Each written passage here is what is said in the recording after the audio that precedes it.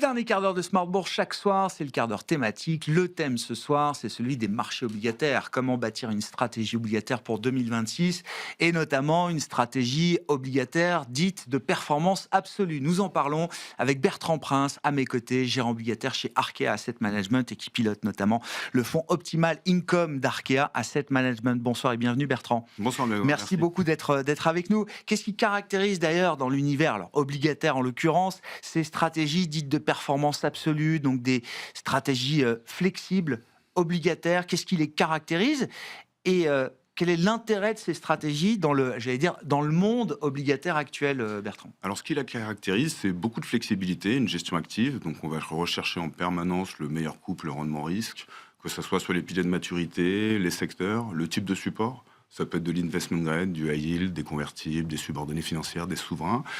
Et le gros intérêt dans le marché actuel où il y a beaucoup de volatilité, c'est la gestion des risques, le risque de taux notamment, qui est très fine. Donc on essaye en permanence de réduire ce risque et de profiter des déformations des courbes de taux aussi. Et par ailleurs, on fait aussi des risques de fonds de portefeuille, on va dire, contre les chocs de marché. Il y en a régulièrement, ce qui nous permet de mitiger le risque de spread quand il y a un choc de marché. Donc l'intérêt principal, c'est qu'on va faire beaucoup mieux qu'une gestion investment grade passive, en profitant de tous ces mouvements de marché. Là, alors, je comprends, l'intérêt, c'est de participer à la hausse, mais c'est essentiellement aussi d'amortir les chocs de marché, c'est ça. C'est dans ces phases de choc de marché qu'une stratégie dite de performance absolue doit montrer toute sa substance. Oui, c'est là qu'elle se distingue, et tout ça, c'est de la surperformance à la fin de l'année, quand on a moins baissé que les autres en période de stress. Bon, et c'est des stratégies qui ont regagné, j'imagine, en intérêt, comme beaucoup de stratégies obligataires, avec la remontée des rendements, la fin d'un grand cycle désinflationniste de baisse des taux. C'est au cours de ces dernières années que ces stratégies sont revenues un peu sur le devant de la scène. Surtout depuis 2 ans. Et plus que le grand cycle de baisse des taux, c'est la mainmise des banques centrales sur le marché obligataire, où ils l'ont complètement stérilisé au cours des 10 ou 15 dernières années. On peut remonter. On a tué les marchés obligataires pendant 10 ans. Et là ils revivent, exactement. Et donc, ils sont volatiles, ils bougent, il se passe plein de choses. Alors, c'est pas le cas sur les spreads. Les spreads, c'est de temps en temps sur un secteur ou suite à un choc de marché. Mais en tout cas, sur les taux, c'est le cas. Qu'est-ce que vous retenez justement de l'année 2025 dans votre univers d'investissement? Alors, des performances. Les performances ont été bonnes encore, je crois, dans l'univers crédit obligataire. Je mets de côté le souverain, mais il y avait quand même matière à faire de bonnes performances encore. Avec quelques chocs de volatilité, mais qui ont été très rapidement effacés, Bertrand. Oui, il y a eu le choc du Liberation Day, tout le monde le connaît, donc ça a été un choc assez violent, 100 spread sur le high yield, 20 à 32 spread sur l'investment grade, mais qui s'est résorbé en une dizaine de jours très très rapidement. Donc, ça fait, depuis, on a une tendance de resserrement des primes de risque au crédit continue, et qui arrive sur des niveaux d'ailleurs qui sont un peu légers, notamment sur le high yield. Après, ça se justifie. Tout devient un peu cher dans ces marchés, y compris dans les marchés de crédit. Mais ça peut se justifier. Parce qu'on a une structure de marché où les volumes d'obligations souveraines ont beaucoup monté, l'investment grade un petit peu, le high yield est resté stable, donc ça concourt à la compression. Et puis avec on y viendra sûrement après, mais le plan de relance allemand, il n'y a pas de récession à horizon 2 ans ou 1 an et demi en zone euro, sauf choc externe important. Donc, le setup macro reste favorable quand même pour ces marchés de crédit. Parlons justement des enjeux 2026 de cette année devant nous encore, Bertrand, en regardant les grandes économies. Alors on va parler de l'Europe, mais un mot peut-être des enjeux du marché américain, des marchés obligataires américains pour vous. Le marché américain, c'est le marché directeur, donc il est important. Quand on regarde les États-Unis, en termes de croissance, c'est exceptionnel au S2. Enfin, c'est très bon au Q3, ça va être bon au Q4. Le chômage baisse un peu. Alors, est-ce que c'est parce qu'il y a beaucoup moins de fonctionnaires dans l'économie? L'avenir le dira.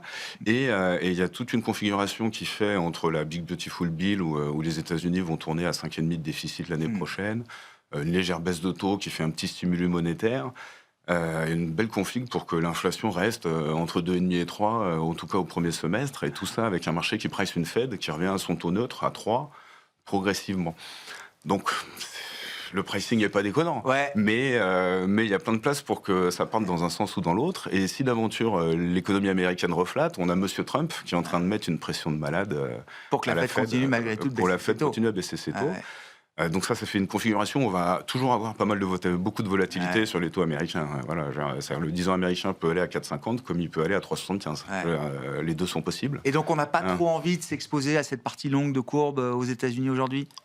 4,15, 4,20, Ouais. vu le contexte global Je de marché, comprends. moyennement. Le risque n'est pas tellement bien rémunéré encore. Oui, voilà. Et, voilà. et si on se met à la place des États-Unis, bon, Trump, il y a la forme qui est gênante à chaque fois. Mais est-ce que ça serait si gênant, quand on tourne à 5 de déficit, d'avoir 2,5 d'inflation et 2,5 de croissance? Franchement, Ça peut être un régime, effectivement, tout à fait pertinent. Et qui est stable. Donc, on sûr. peut même avoir une situation où la Fed, avec les institutions qui fonctionnent, qui n'est pas à la botte de Trump, mais qui revoit son mandat et qui dit, entre 2 et 3 d'inflation, ça va, un peu comme l'Australie. Ouais, c'est Et ça. c'est pas déconnant. Ici, l'Australie cible une fourchette d'inflation, Ouais, c'est ça, effectivement, parmi les grandes banques centrales des marchés développés. Petite parenthèse sur la Fed, là, alors j'appelle ça la guerre d'indépendance de la Réserve fédérale américaine, mais comment le marché réagit par rapport à ça? Est-ce que le marché tire, alors je ne parle pas forcément des mouvements intraday ou quotidiens, mais est-ce que le marché tire une sonnette d'alarme en disant attention, il y a un vrai risque que la Fed, qu'une Fed aux ordres ou trop aux ordres du politique se traduise par une dérive de l'inflation à moyen long terme? Non, pas encore. Quand on regarde les anticipations d'inflation de marché, ça reste c'est à ancré. 2,30, 2,35, il n'y a pas de... Ouais. Et même sur la pente, on pourrait imaginer une pente plus élevée, mais c'est pas le cas. Mais après, Ça veut dire quoi? C'est un sujet important pour les commentateurs comme moi, par exemple, et que c'est pas un si important sujet de marché à ce stade?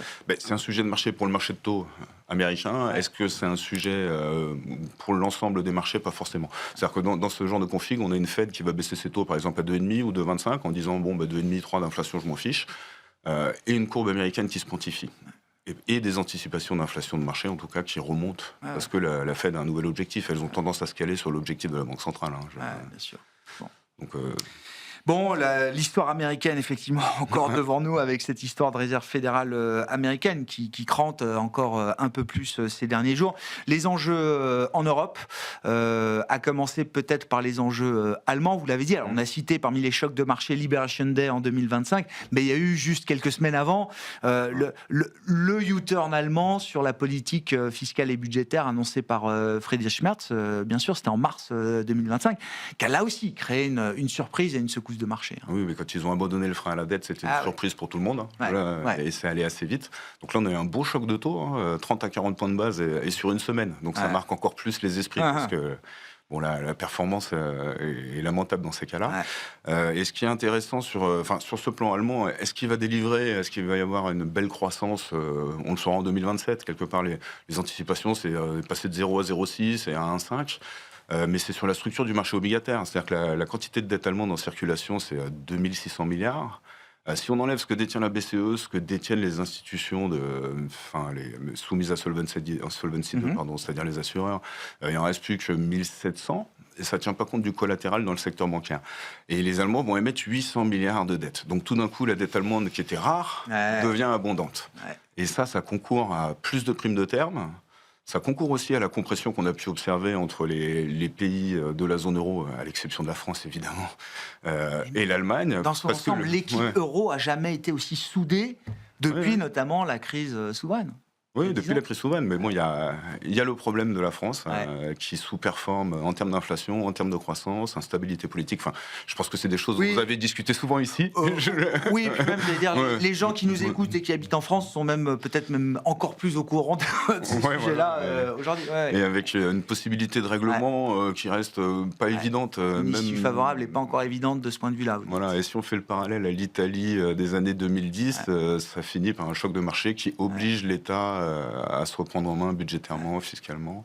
Alors, je ne nous le souhaite pas, mais ça nous pend au nez, quoi. Et dans le schéma européen, la Banque Centrale Européenne peut rester dans une good position pour longtemps encore? Alors, vis-à-vis du stress français, il faut qu'il y ait le choc. Après, elle est obligée de réagir, un peu comme avec l'Italie il y a 10 ans. Et sinon, non. Pour l'instant, elle est en bonne position. Elle est en bonne position et elle a fait un excellent travail, la Banque Centrale Européenne. Elle a bien fixé les anticipations de taux, c'est stable sur la partie courte.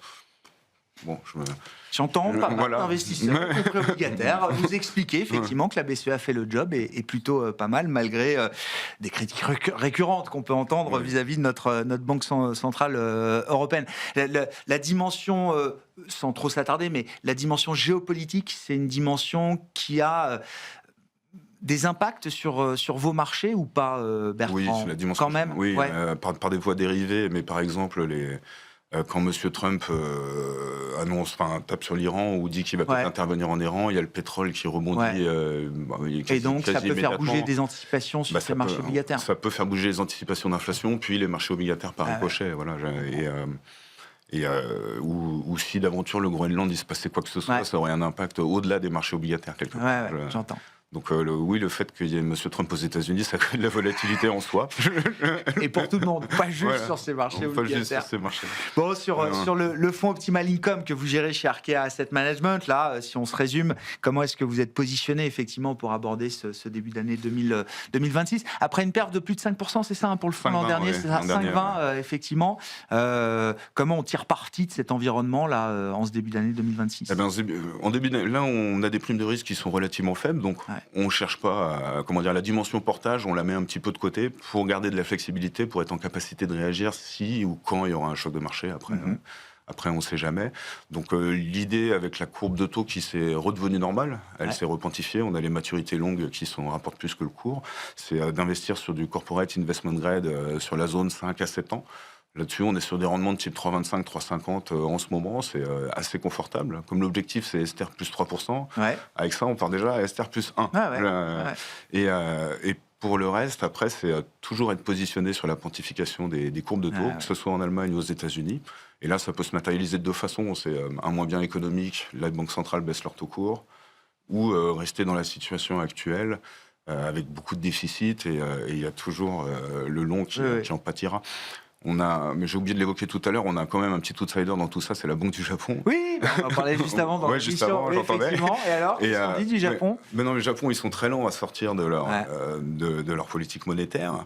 Et le fait que le taux 10 ans japonais ait dépassé les 2, il entre en compétition directe avec tous les taux européens.